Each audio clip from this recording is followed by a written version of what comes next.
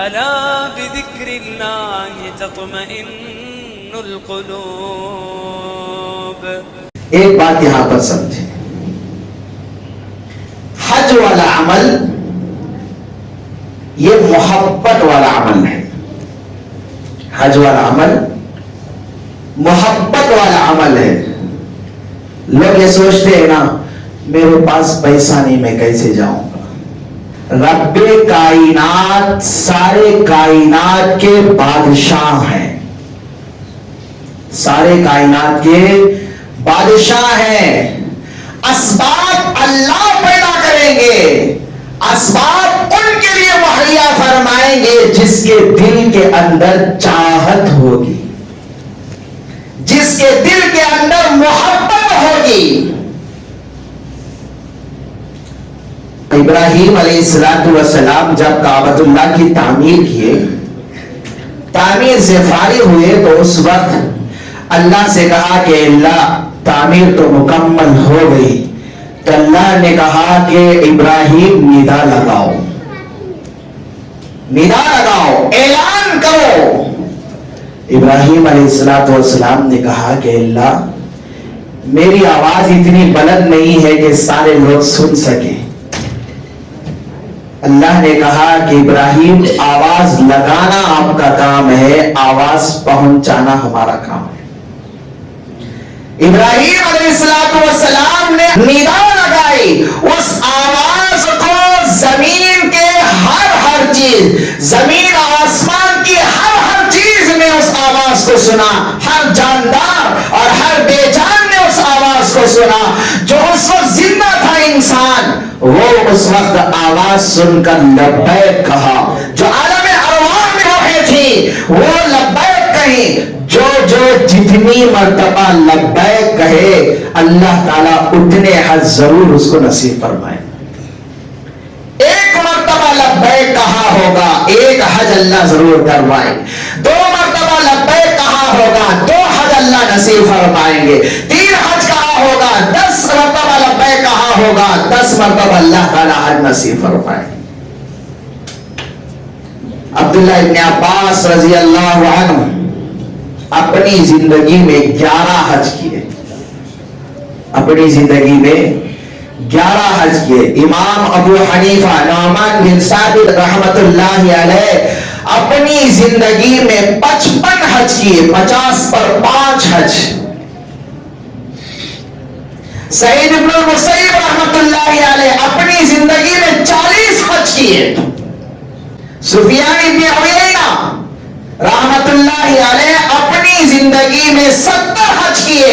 ہر مرتبہ حج کے وقت اللہ سے دعا کرتے کہ اللہ میں یہ حج کے لیے آ گیا ہوں، اس حج کو میرا آخری سفر نہ بنا، اگلے مرتبہ بھی سفر کی توفیق دے. اللہ آئندہ سال بھی توفیق دیتے، پھر نئی دعا، پھر آئندہ سال بھی توفیق دیتے. لیکن 70واں جب حج تھا اس وقت اللہ سے دعا کی کہ اے اللہ 70 حج میں نے مکمل کر لیے ہیں، اب مجھے حیا آتی ہے آپ سے پھر مانگنے کی. اس دن اس حج میں انہوں نے آئندہ کی دعا نہیں کی، اللہ رب العزت نے انہیں موت نصیب فرمائی. ہم یہ کہتے ہیں کہ میرے پاس مال نہیں ہے، میرے پاس دولت نہیں ہے، پیسہ نہیں ہے. دین میں اگر محبت ہو اللہ ذرائع نکال دیتے ہیں، اسباب مہیا فرما دیتے ہیں، راستے اللہ بنا دیتے ہیں. علامہ یافعی رحمت اللہ علیہ ایک واقعہ بیان فرمائے کہ جنید بغدادی رحمت اللہ علیہ کی محفل لگی ہوئی تھی.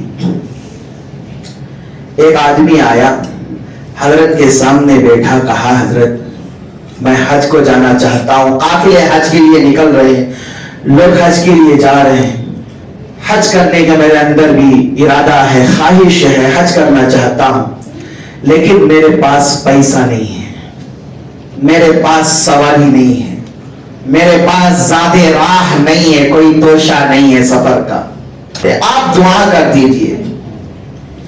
جنید بغدادی رحمت اللہ علیہ اپنے جیب میں ہاتھ ڈالے، جیب میں 1 درہم تھا، 1 درہم دے دیے کہ اس کو اپنے پاس رکھو. اس کے بعد اللہ سے دعا کی کہ اللہ اس کے پاس سامان نہیں, اس کے پاس زیادہ راہ نہیں, اس کے پاس پیسہ نہیں ہے, اس کی چاہت یہ حج بیت اللہ کرے. اے اللہ میرے پاس بھی پیسہ نہیں ہے, اگر ہوتا تو دے دیتا. میرے پاس بھی سواری نہیں ہے, اگر ہوتی تو میں دے دیتا. اے اللہ اس کے لیے انتظام فرما.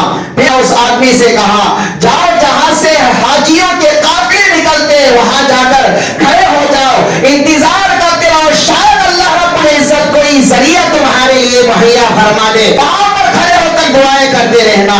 یہ آدمی وہاں پر گیا. اس وقت حاجیوں کے قافلے نکلتے تھے اونٹوں پر. سواری اس زمانے کے اونٹ یا خچر یا گھوڑا ہوتا تھا, ان جانوروں پر سواری کیا کرتے تھے.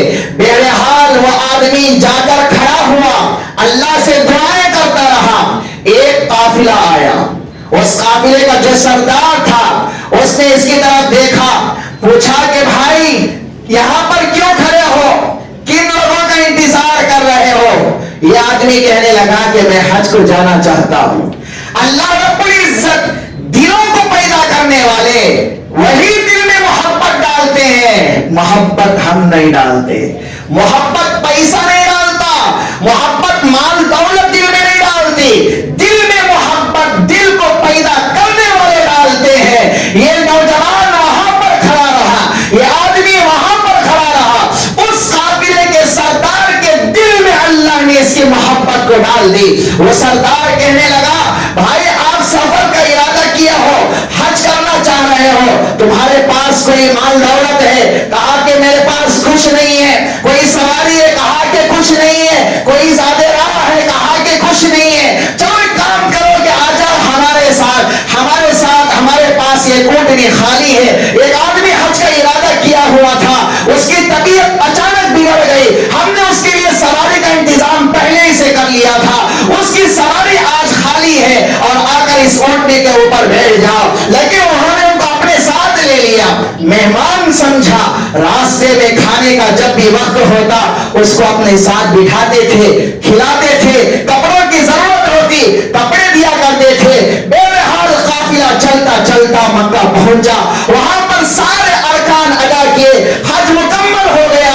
مکے سے اب مدینہ جانے لگے تو قافلے کے سردار نے کہا کہ بھائی زیارت مدینہ, اللہ کے رسول صلی اللہ علیہ وسلم کی روزے کی زیارت کے لیے کیا آپ بھی آنا چاہتے ہو؟ اس نے کہا کہ کیوں نہیں. اس نے ان کو اپنے ساتھ اس کو بھی لے لیا. مدینہ پہنچے, وہاں پر سردار نے کہا اپنے گھر والوں کے لیے سامان جو تم خریدنا چاہتے ہو لے لو, لیکن خرچہ ہم دیں گے, مال ہم دیں گے, آپ کو خرچ کرنے کی ضرورت نہیں ہے. ساری چیزیں میں نے اٹھا لی, ساری چیزیں میں نے خرید لی. اس کے بعد جب قافلہ حج سے واپس آیا تو یہ شخص جنید بغدادی رحمت اللہ علیہ کے سامنے بیٹھا ہوا, بیٹھ کر دو زانوں بیٹھا ہوا ہے, آنکھوں سے آنسو بہ رہی ہیں اور آنکھوں سے آنسو بہ رہی ہیں, ہاتھوں میں کھجور کا تحفہ لیا ہوا بیٹھا ہوا ہے. جنید بغدادی سے کہتا ہے حضرت یہ کھجور کا تحفہ آپ قبول فرما رہے. جیب میں ہاتھ ڈال کے 1 درہم نکالا اور کہا کہ حضرت آپ کتنے اخلاص سے 1 درہم مجھے دیے, کتنی دعائیں کر کے 1 درہم تم نے مجھے دیے. اللہ رب العزت نے اتنی برکت دی, یہاں سے حج کو چلا گیا, حج سے پھر واپس آ گیا. آپ کا دیا ہوا 1 درہم تک بھی خرچ کرنے کی مجھے نوبت نہیں آئی. اللہ نے توفیق دی, اسباب اللہ نے مہیا کیے. ذرا ارادہ تو کر کے دیکھیں, ذرا اپنے دل کے اندر محبت لا کر دیکھیں. ہر نماز کے وقت نیت تو ہم کرتے ہیں رخ میرا کعبے شریف کی طرف, کم سے کم یہ ارادہ تو کریں کہ اس کعبے کو زندگی میں ایک مرتبہ سامنے سے, ایک مرتبہ سامنے سے روبرو دیکھ لیا کریں. کم سے کم ایک مرتبہ ان آنکھوں سے اس کعبے کا دیدار تو کر لیا کریں. جس نبی کی محبت میں اپنی جان دینے کے لیے ہم تیار, اپنی جان قربان کرنے کے لیے تیار, اس نبی کے روزے کو دیکھنے کے لیے, اس کے دیدار کرنے کے لیے ایک مرتبہ محبت تو اپنے دل کے اندر پیدا کر کے دیکھے. اللہ رب العزت اسباب مہیا فرما دیتے ہیں.